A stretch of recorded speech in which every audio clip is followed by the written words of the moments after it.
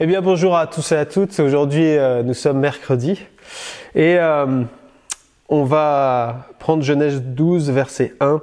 L'Éternel dit à Abraham, va-t'en de ton pays, de ta patrie et de la maison de ton père dans le pays que je te montrerai. Amen. Va-t'en. Je vais juste m'arrêter sur ce mot-là. Va-t'en. Il y a quelque chose qui résonne dans le cœur d'Abraham à ce moment-là. Je ne sais même pas s'il peut s'y attendre. Lui aussi a pourtant reçu comme son père à l'origine cet appel à sortir d'Ur en Chaldée et à aller en Canaan. Et il s'est arrêté à Charan avec son père, il s'est installé avec son père, il a fait ses affaires avec son père. C'est un homme riche, Abraham. C'est pas un homme qui est resté sans rien faire. C'est un homme qui a multiplié, qui a prospéré. Il a plein d'animaux, un cheptel à lui. Il a des serviteurs, on le découvre dans la suite de l'histoire. Il est là, il est positionné, il est stationnaire. Son papa vient de mourir. Et tout d'un coup, il y a peut-être un matin, il se lève, parce qu'on ne sait pas à quel moment c'est arrivé. Mais imaginons que ça soit un matin, il se lève et il entend la voix de Dieu, la voix du Saint-Esprit qui résonne dans son cœur et qui lui dit « Va-t'en ». Ça a dû être quelque chose de très particulier à ce moment-là, d'entendre la voix de Dieu pour la première fois dans sa vie, qui va résonner dans son cœur et qui va l'amener à ouvrir ses yeux. Sur quoi ? Sur ce qu'il est en train de vivre qui n'est pas dans le plan de Dieu. Ce va-t'en là, en fait, c'est un terme militaire, c'est un impératif que Dieu lance à Abraham en disant c'est maintenant, tu dois rentrer dans ce que j'ai prévu pour ta vie. Il y a une porte qui s'ouvre, tu dois y aller. En termes grecs, on appelle ça le kairos, c'est-à-dire le temps de Dieu, le temps voulu de Dieu, la fenêtre de Dieu. Là, c'est le moment à saisir. C'est comme si Dieu lui dit voilà, fais ça et on y va. C'est maintenant. Et en fait, ce va-t'en veut dire plusieurs choses dans la vie d'Abraham. C'est à la fois Dieu qui lui propose un avenir, qui lui dit il y a quelque chose pour toi en avant, mais il y a aussi un danger pour toi en ce moment. Donc en fait, ce va-t'en, c'est comme une épée en fait qui tombe. La parole de Dieu, c'est une épée. La Bible nous le dit, elle vient trancher, elle vient là où il faut qu'on entende quelque chose. Il y a quelque chose qui doit résonner dans ton cœur, qui doit résonner dans mon cœur à un moment donné. La parole de Dieu, elle vient et elle est là. Elle n'est pas là pour faire du mal. Elle est là pour nous amener, à nous aider, à nous positionner. Abraham a besoin de se positionner par rapport à son avenir, mais aussi par rapport à ce qu'il vit maintenant.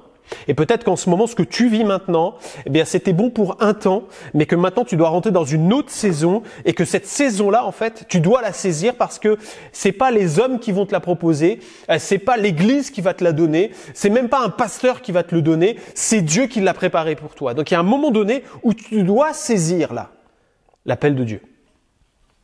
Parce que tu ne sais pas, mais peut-être que là, à force de rester à cet endroit-là, c'est dangereux pour toi. Moi, je me rappelle d'un songe que Dieu m'avait donné à cette époque-là. Je devais partir à l'école biblique et j'avais des craintes dans mon cœur. Parce que je partais à l'école biblique sans rien.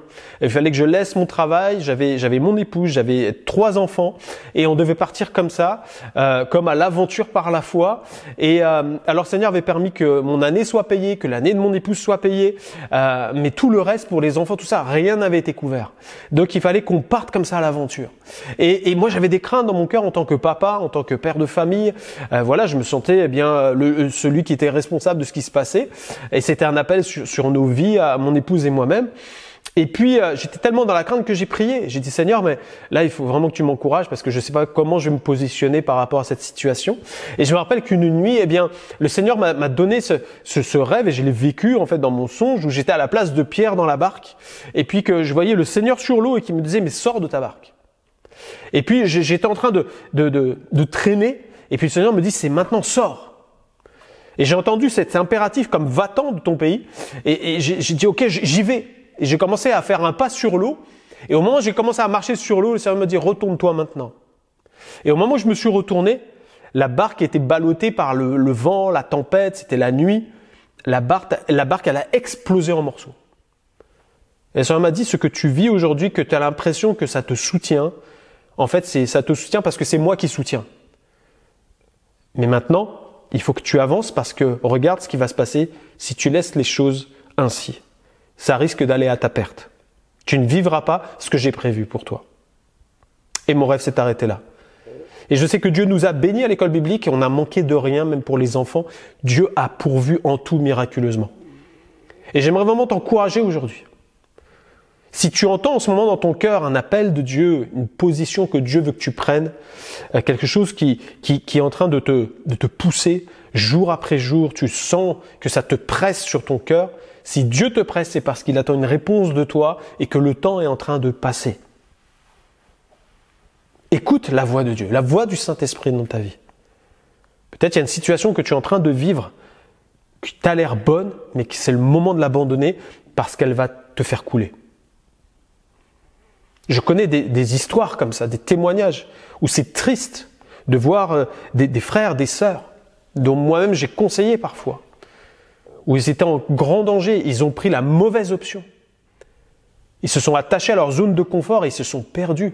Ils ne sont jamais rentrés dans ce que Dieu voulait pour leur vie. Et ils s'en sont aujourd'hui dans la tristesse. Dieu est capable de retourner la situation. Oui, Dieu est un Dieu de grâce, mais qu'est-ce qu'on peut laisser des plumes pour rien? Dieu veut le meilleur pour nos vies. Alors si aujourd'hui tu entends sa voix, n'endurcis pas ton cœur, mais saisis sa main et va de l'avant. Abraham, il a entendu ça. Il a fallu qu'il ait une réponse, c'est ce qu'on verra dans les jours suivants. Mais en tous les cas, j'aimerais que ton regard soit dans la bonne direction parce que tout est une question de regard. Est-ce que tu vas faire confiance à Dieu ou est-ce que tu vas dire je préfère faire confiance à ce que j'ai bâti, à ce que je contrôle? Parce que ça, c'est du sable mouvant, construit sur du solide, sur le roc éternel qui est Jésus-Christ. Prière pour aujourd'hui. Seigneur, merci parce que Seigneur, tu es avec moi et je veux renoncer à ce que tu me demandes de renoncer, Seigneur. Ce qui a l'air solide dans ma vie. Seigneur, je déclare aujourd'hui que je ne veux pas bâtir là-dessus, mais je veux bâtir sur ce que toi tu me dis de bâtir. Merci Seigneur, parce que tu vas m'indiquer maintenant la marche à suivre. Gloire à toi mon Dieu. Amen. Que Dieu vous bénisse, on se retrouve demain.